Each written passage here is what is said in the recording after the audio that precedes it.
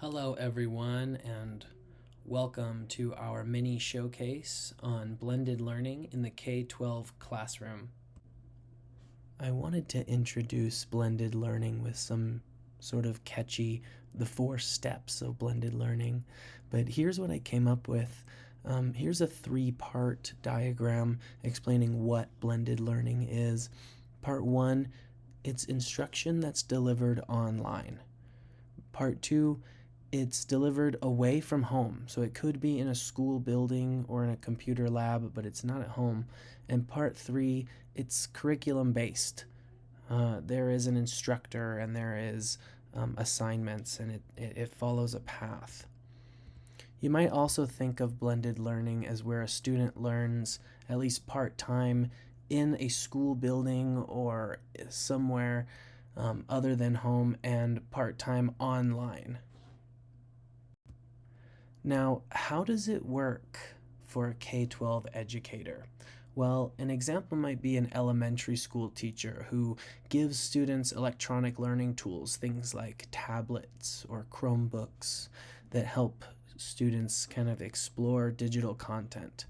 Next, they give students online or digital assignments, projects outside of the brick and mortar classroom, and they use digital assessment tools to map student progress.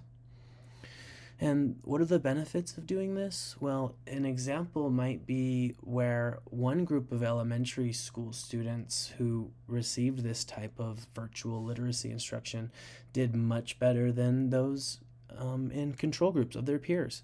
They had better reading test scores, they had better phonological awareness, and they had better word identification, fluency, and reading comprehension skills.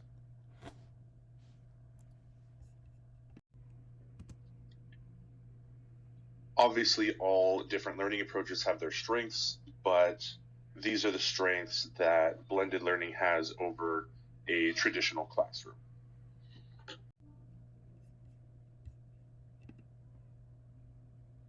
One of the major strengths for blended learning is the balance that it has between the traditional classroom, which is mostly lacking in online resources, and an online environment where you are lacking the social emotional connection between a student and teacher and the students to students. So blended learning offers a nice balance between the two. The research shows that across the board, blended learning results in increased test scores and better performance by students all around. And by all around, we do mean across different demographics and different socioeconomic statuses. So it is an equitable approach to learning. And again, the resources available to you in a blended environment include your students around you, the other teachers, and all of the digital resources that you're going to find online. While we as educators will constantly be on the search for the perfect way to teach every student, we are not there yet. So of course, there are going to be some weaknesses of blended learning.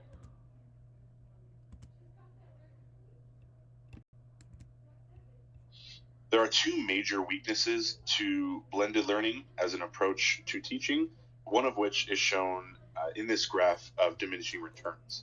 And some of the research shows that as the students get older, the effects of blended learning diminish. So the younger students have much more improvement when you add a blended learning approach than if you're using it with the older students. When we're talking about distance education in particular, there is one major limitation of blended learning.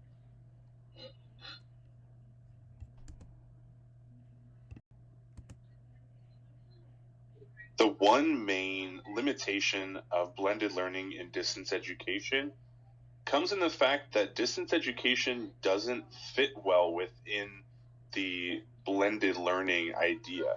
Distance education is, by its definition, education that can happen at a distance, whether that be location or time. And in a blended learning environment, half of that, or some portion of the learning, happens digitally, but the other half needs to happen in person. Blended learning is not only the best of both worlds from the teacher's perspective, but also from the student's perspective as well. Self-regulation seems to be the most widespread positive component of blended learning from a student's point of view. This allows for the student to learn at their own pace, a freedom of where they learn, how they learn, and how quickly they learn, really allows for that self-regulation and that freedom and flexibility that some students thrive off of. This next generation is filled with learners who have a digital background. They are ready for this systematic change towards blended learning, where we have traditional classroom plus online. This way, we can really connect what they're learning in the classroom to what they're seeing in the outside world. Blended learning offers the best mix to deliver the most optimal outcomes of student learning. The definition of blended learning is so broad. Really all it means is to mix different types of learning together. But if we dig a little deeper, we could go towards how different learning theories could mix together towards student outcomes. Let's say we mix behaviorism and constructivism. Then we allow the learner to be independent on some cases and have that experience of collaborative work with peers to then really mix the best of both worlds towards student success. We're at a critical time in history where it is our responsibility to train the next generation to become critical thinkers. They have to be able to know how to think for themselves. And blended learning gives us that opportunity to have students become those critical thinkers. We leave you with this quote, because blended learning is the optimal learning environment that takes the positives from several different aspects of learning to build critical thinkers for a continuously changing society. Great. Thank you for coming to our mini showcase. And if you have any other questions, do not hesitate to reach out to us. Thank you.